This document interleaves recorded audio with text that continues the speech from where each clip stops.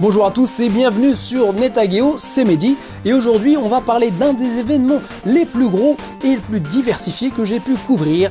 Il s'appelle Nico Nico Super Conférence ou Nico Nico Chokagi en japonais et cet événement aura lieu très prochainement au mois d'avril, le 27 et le 28.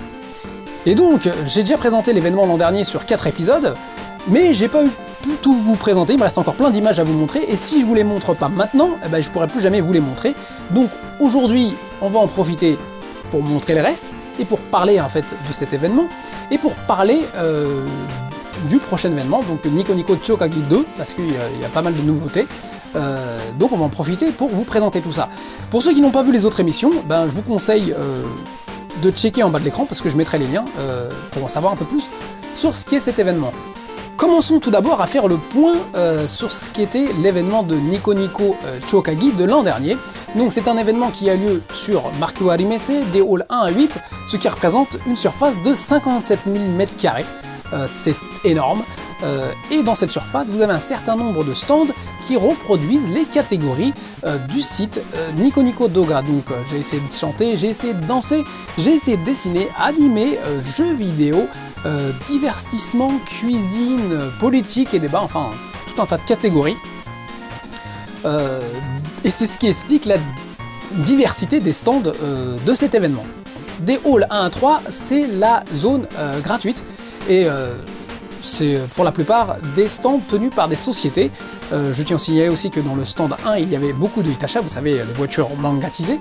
Et des halls 4 à 5, c'est la partie payante, donc le cœur de l'événement. Et dans ces zones-là, il y a 3 scènes sur lesquelles pas mal d'événements de show ont lieu. Pour vous donner une idée, on va parler un peu de chiffres.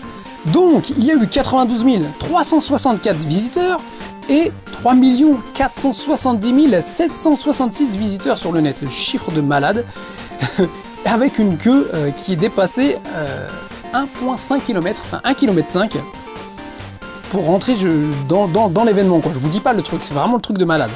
Et donc on va commencer avec le hall 5, dans lequel il y avait le stand de Idolmaster, donc un stand qui reprenait l'univers d'Idolmaster. Pour être exact, ça reprenait en fait le bureau en fait d'Idolmaster. Donc pour ceux qui ont déjà joué au jeu, je pense que vous allez reconnaître l'ambiance. Alors il y avait pas mal de petits détails comme les emplois du temps, pas mal de petits goods à gauche à droite. Et puis à l'extérieur, on pouvait jouer à la version arcade de Idolmaster.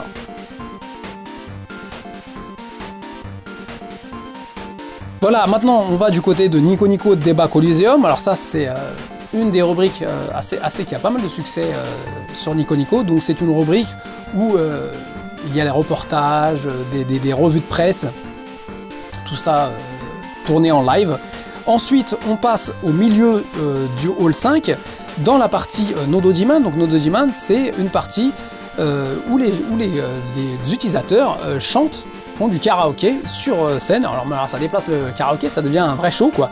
Et puis il y avait vraiment une vraie ambiance, la foule était à fond. Malheureusement moi j'ai pas eu le temps de bien régler mon son, donc j'ai un son tout pourri, mais j'étais vraiment impressionné par l'ambiance et puis la qualité des gens. Enfin vraiment tout le monde ils sont doués quoi, ils chantent vraiment bien les gens, c'est impressionnant.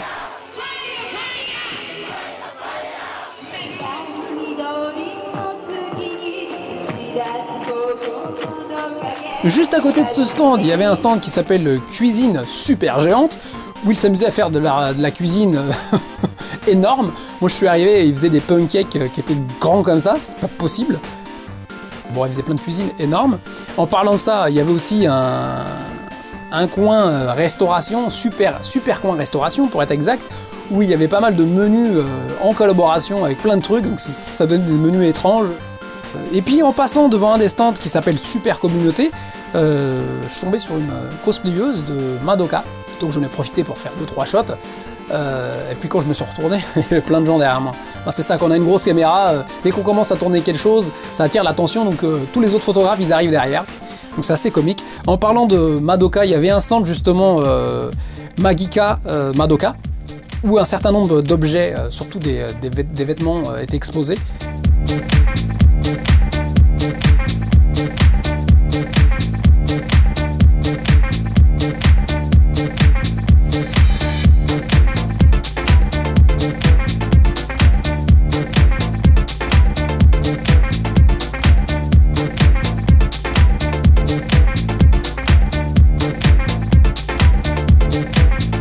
Allez, on passe au hall 6. Alors le hall 6, on est tout de suite accueilli par la scène Nico Nico Dear Girl.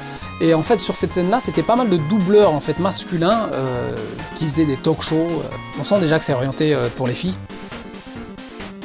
À côté de cette scène, il y avait le coin J'ai essayé de danser. Donc J'ai essayé de danser, c'était une catégorie dont on a déjà parlé sur Netageo et que j'aime bien et qui a aussi énormément de succès.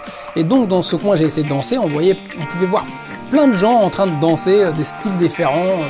Ça pouvait passer du hip-hop aux danses kawaii.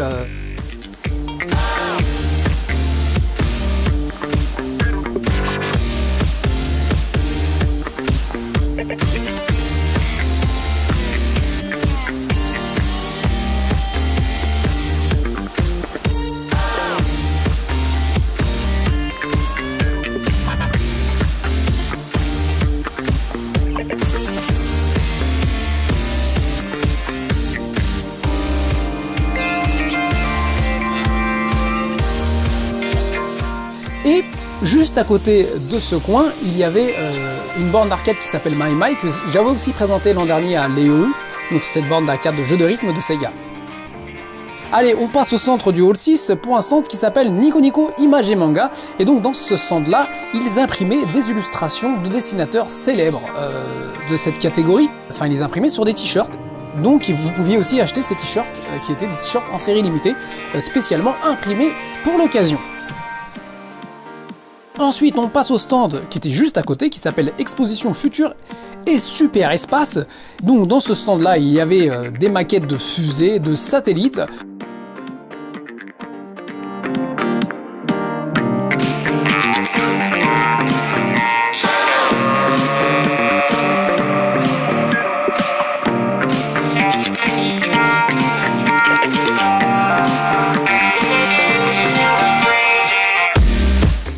Et puis la maquette de Hayabusa, de JAXA. Donc JAXA, c'est la société spatiale aérospatiale, je sais pas comment on dit ça, japonaise.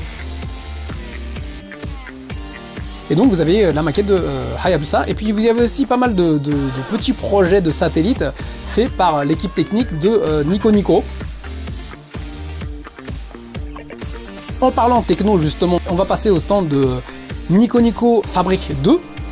Donc dans ce stand-là, vous avez pas mal de projets et d'inventions créées par les utilisateurs de Nico Nico, dont une voiture style Transformer, c'est un robot qui se transforme en voiture.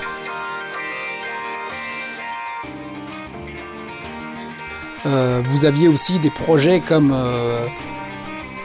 des armes qui sortent style Monster Hunter, donc des armes énormes. Ça, c'est le genre de truc qui devrait servir aux cosplayers.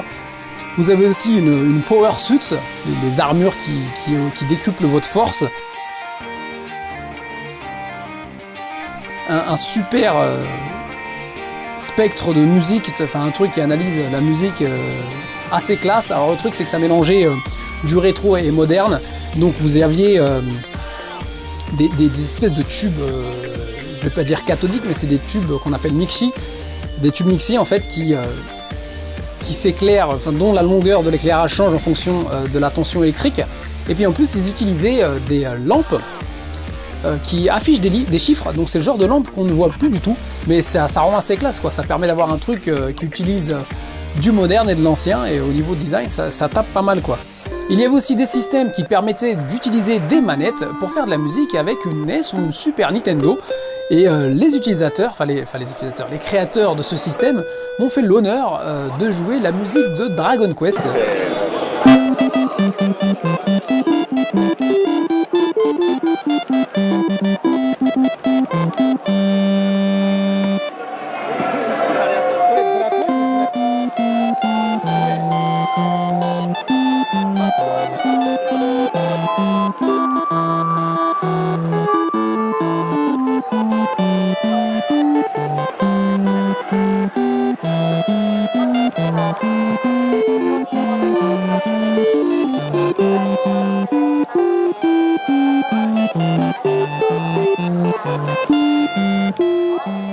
Malheureusement, il y avait quelqu'un à côté qui arrêtait pas de faire du bruit justement avec cette machine, c'est bien dommage.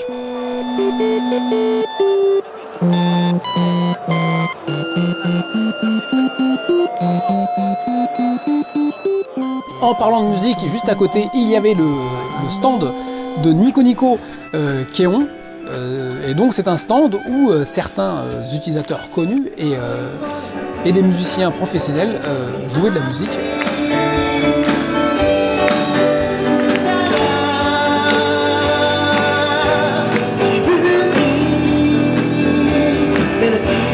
On passe au hall 7. Alors le hall 7, tout de suite dès qu'on rentre, on voit ce stage avec une foule impressionnante devant. Et puis c'était vraiment une ambiance de malade parce que sur scène, il y avait pas mal de gens connus. Et juste à côté, il y avait le stand de l'infanterie de défense de l'armée japonaise. C'était l'occasion justement de découvrir l'infanterie japonaise, de monter dans leur voiture, d'essayer des casques ou des gilets de pare-balles. D'ailleurs, gilets pare-balles, c'est super lourd, hein. Les gilets pare-balles de soldats, ça rigole pas. Je me demande comment les mecs font pour se balader avec des trucs pareils. Il y avait aussi des voitures blindées, et devant cette voiture blindée, il y avait le cosplay de Appleseed. Alors c'était vraiment le coin, ça faisait très très ambiance.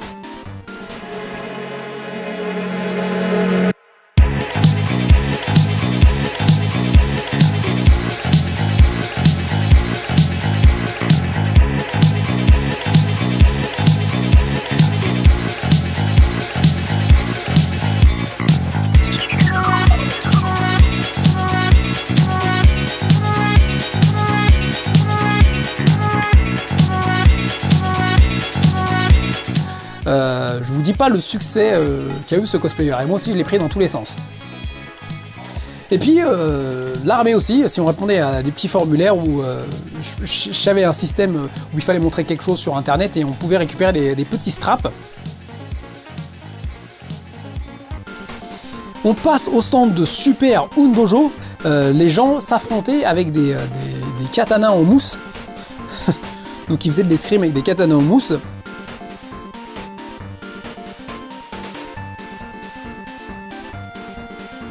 Et puis il y avait le stand de Super Vocaloid où c'était un stand qui se concentrait sur du contenu de Vocaloid, et il y avait vraiment beaucoup de choses. Bon, des stands de société, pas mal de cosplayers de Vocaloid.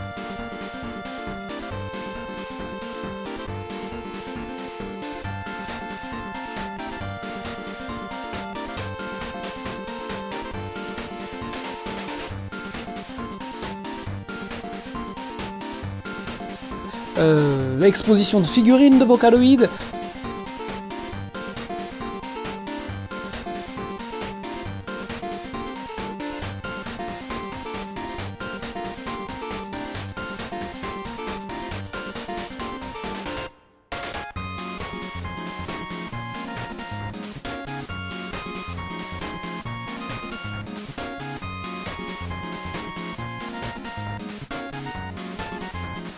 Il y avait une zone où étaient affichées dans l'ordre chronologique des informations sur les Vocaloids.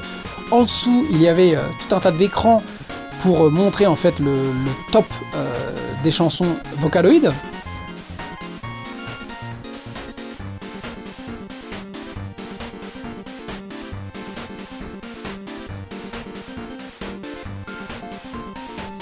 Il y avait aussi pas mal d'illustrations d'utilisateurs connus en fait, de Vocaloid qui étaient exposés. Il y avait aussi pas mal de technologies qui utilisaient du Vocaloid. Il y avait un système de motion capture utilisant le même dit, ça veut dire que quand vous bougez en fait devant l'écran, le personnage Vocaloid fait les mêmes mouvements.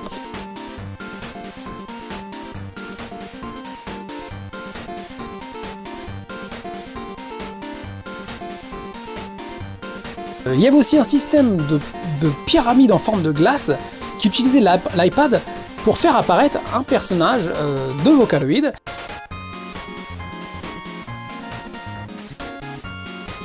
Il y avait aussi une application de réalité augmentée pour faire apparaître Lapis. Enfin, Lapis, c'est un personnage de Vocaloid.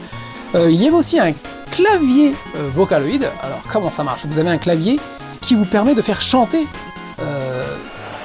des Vocaloids. En gros, vous avez un petit clavier à côté dans lequel vous pouvez insérer les paroles, et pour chaque syllabe, pour chaque intonation, vous pouvez appuyer sur une touche. À côté de ce stand, il y avait un stage, enfin il y avait une scène, pour parler en français et pour pas parler en anglais, il y avait une scène sur laquelle a eu lieu des karaokés sur des musiques de Vocaloid. Et à côté, il y avait des bandes d'arcade de Project Diva. Voilà, on va passer au stand 8. Donc le stand 8, c'était un énorme marché qui vendait principalement des produits, là encore, autour des Vocaloid. Et donc il y avait pas mal de producteurs de musique, qu'on appelle les Vocalopi. Donc chacun vendait son petit CD de musique originale. Il y avait plein de cosplayers, hein, pareil des cosplays de Vocaloid, donc il y avait du Miku, il y avait du Link, il y avait du Luca.